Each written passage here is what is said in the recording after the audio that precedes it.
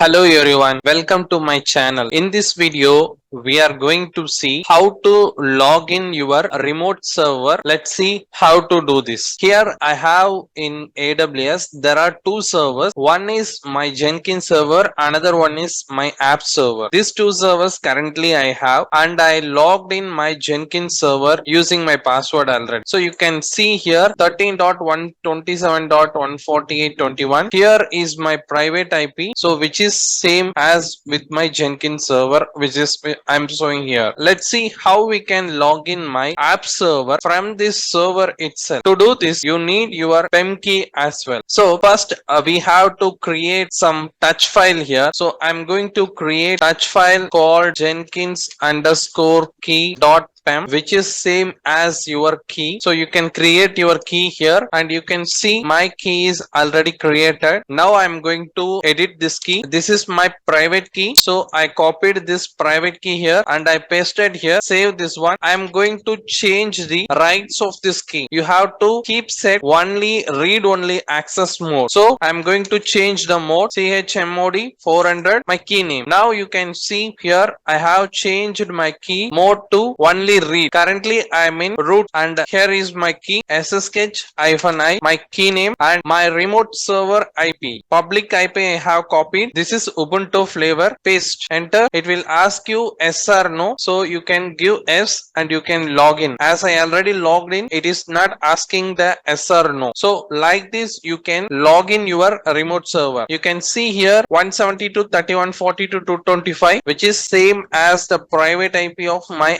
application server. I logged in Jenkins server. Inside this, I logged in app server. So like this, you can log in remotely. If you find this video it is useful, give thumbs up and subscribe my channel. Follow for more videos. Thanks for watching.